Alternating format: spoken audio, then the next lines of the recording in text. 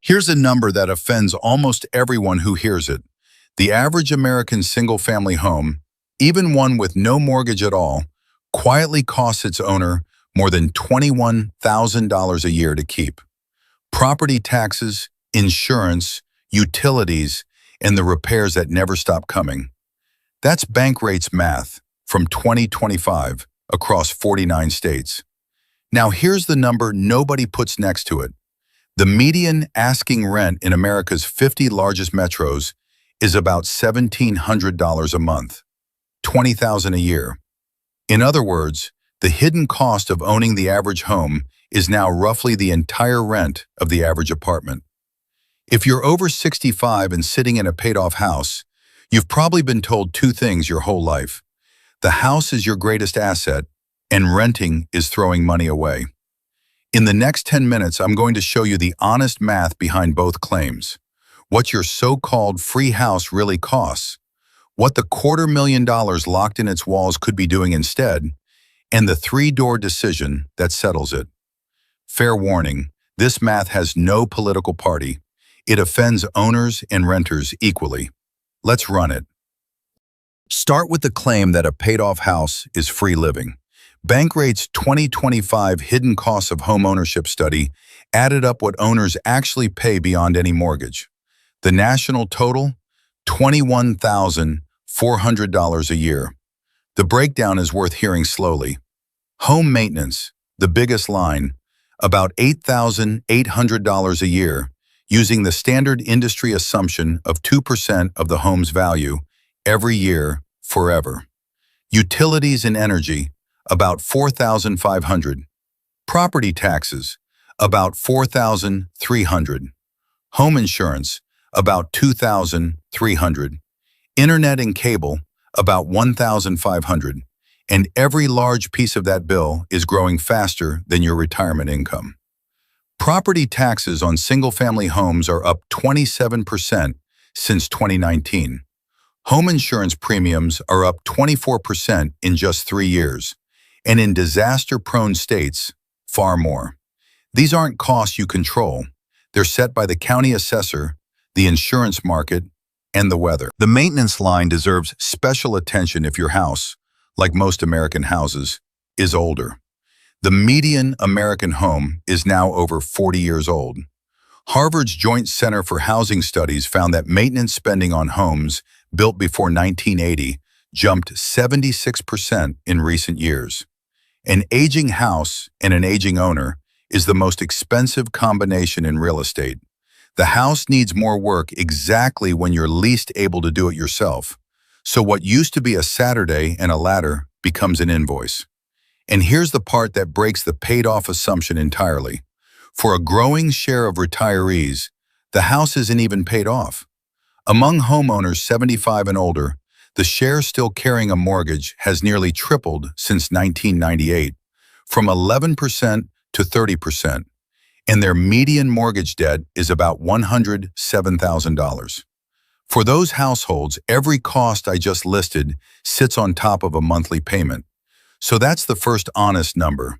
Staying put in the average paid-off home costs roughly $15,000 a year in owner-only expenses, taxes, insurance, and upkeep before a single utility bill. The house may be yours, the bills never are. But the costs are only half the story. The bigger number is hiding in the walls. The median American homeowner over 65 is sitting on $250,000 of home equity. That's the Federal Reserve's own survey data, and it's up 47% just since 2019. Add every older homeowner together, and Americans over 62 hold more than $14.5 trillion in housing wealth. It is, for most retirees, the single largest asset they own. And for most of them, it earns nothing. You can't spend a kitchen. You can't rebalance a roof. Financial planners call it dead equity, wealth that neither pays income nor buys groceries.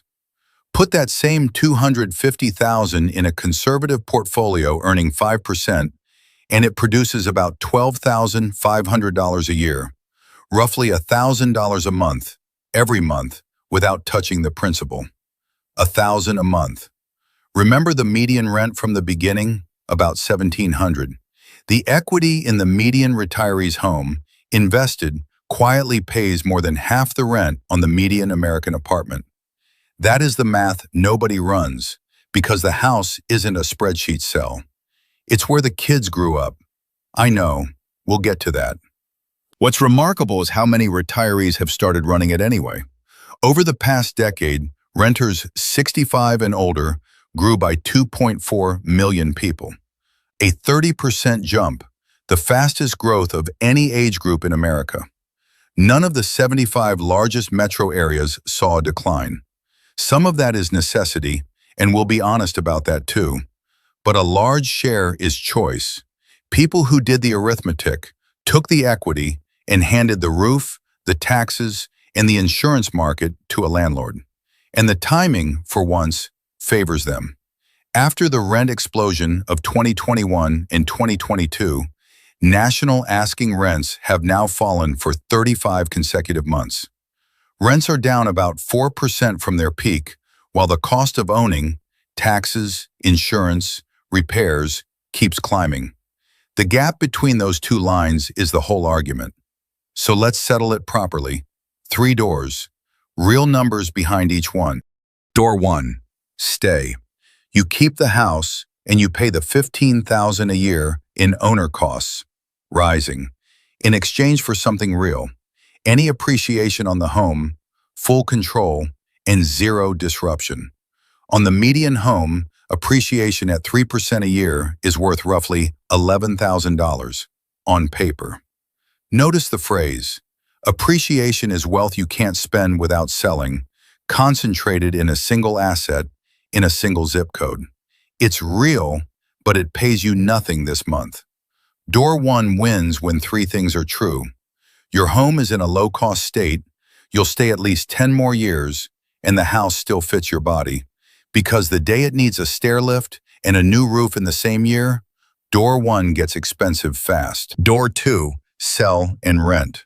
Sell the median $400 home, and the transaction itself costs 8 to 10%. Call it $36,000, between commissions, closing, and repairs. Thanks to the capital gains exclusion, $250,000 of gain tax-free for singles, $500,000 for couples. Most retirees keep the rest. Invest the proceeds, and the math from earlier kicks in. Rent of $20,000 a year minus $12,500 of portfolio income leaves your true housing cost near $7,800 a year. About half the cost of staying, plus something no house provides, liquidity, money that can pay for care, travel, or a crisis without a realtor involved. But Door 2 has honest fine print.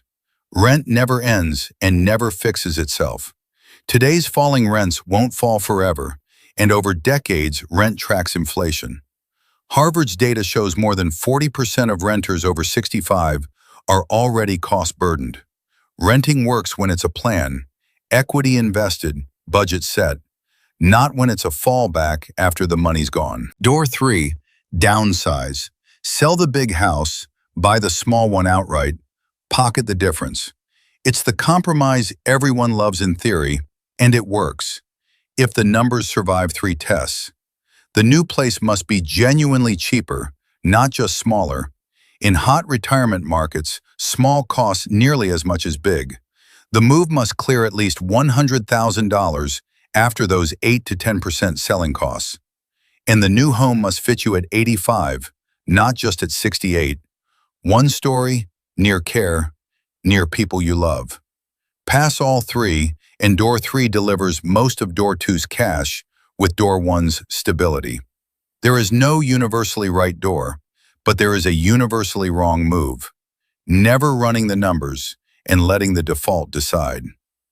So here's the protocol. 4 rules. 1 evening with a notepad. Rule 1, price your own Door 1. Pull last year's property tax bill, insurance premium, and every repair receipt. Add 2% of your home's value for future maintenance, the industry standard, and it's not pessimistic, it's average. That total divided by 12 is what staying actually costs per month. Most people have never seen that number. Write it down next to the rent of a 2-bedroom you'd actually enjoy living in. Rule 2. Apply the 10-year test to any move. Selling costs 8 to 10% of your home's value, a toll you pay once. If you're confident you'll stay in the next place 10 years or more, the toll amortizes to nothing. If you might move again in 2 or 3 years, the toll eats the whole advantage. Horizon first, then math. Rule 3. Never decide in a year of grief or transition. The worst housing decisions of retirement are made in month 2 of widowhood or month 1 after the diagnosis. If you watched our last video, you know the rule. Every one-way door gets a 12-month waiting period. The house is the biggest one-way door you own.